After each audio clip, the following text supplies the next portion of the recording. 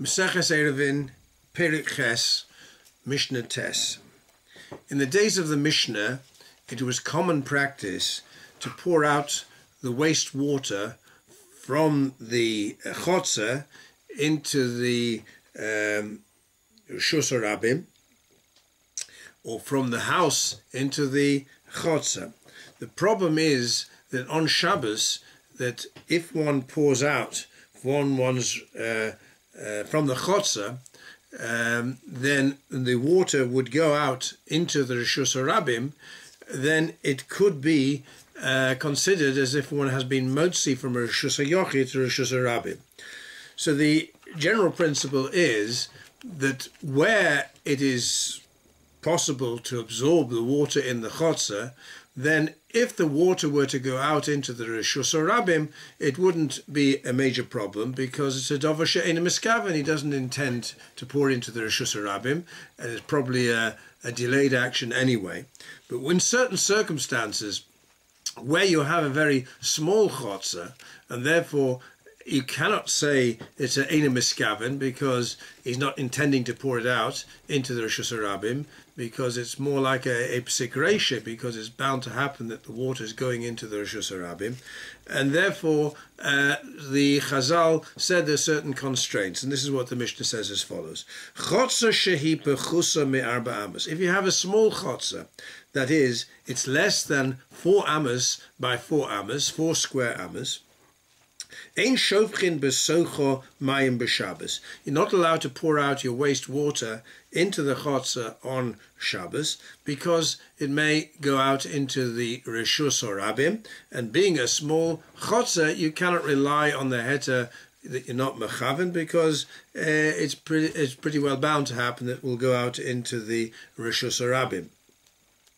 Elo imkein also law uko, unless they made some sort of trench, mechazekes sosayim, the average amount of water which was used by a household, or wastewater which would be poured out by a household, would be considered to be the measure of 2 saw.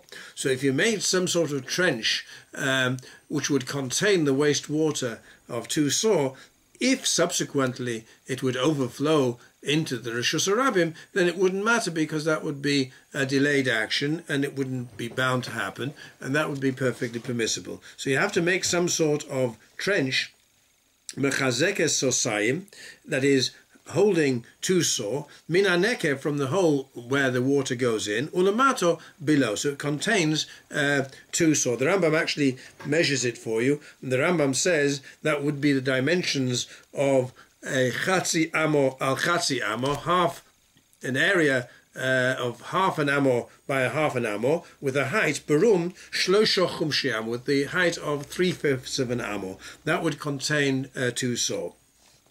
This uko could be made bein mibachutz, bein mibifnim. It could be made inside the chotzer, and certainly it's okay, but it could even be made outside the chotzer in the Reshus Harabim itself.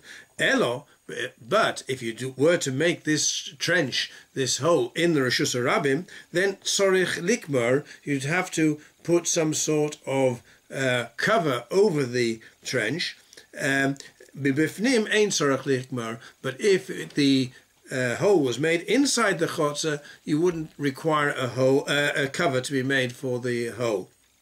The reason why in a Reshus Harabim it would require a cover, because if it didn't have a cover, then it could be that either be considered to be a Carmelis, or if it had the required shear, or possibly even Reshus Harabim itself, if, for example, the depth of the hole was less than 3 tefachim, it would be an adjunct of the Reshus Harabim itself, in which case you'd be motzi from a Reshus HaYochid into Reshus Harabim, or possibly if it was more than 3 tefachim deep, and it was 4 amos by 4, or 4 tefachim by 4 tefachim, it could have the status of a Carmelis. But by covering it over, it would be an extension of the Rishus HaYochid. It would be like Chure Rishus HaYochid, in which case you're taking from Rishus HaYochid into Rishus HaYochid. Now, all this is only if the chotzer is a very small chotzer. If the chotzer is a big chotzer, then he can pour out the water, and we're not afraid that you might... Even if it were to go into the Rishus HaRabim, it's a dover she'ein miskaven. He's not intending to put it into the Rishus HaRabim, and the chotzer under normal circumstances would be able to absorb the amount of normal wastewater in the soil, and therefore it wouldn't present a problem. But only where it's a small chotzer, then it's inevitable that the water will seep out into the Rishus HaRabim, and it could be considered as being motzi from a Rishus HaYochid into a Rishus HaRabim or into a Carmelis.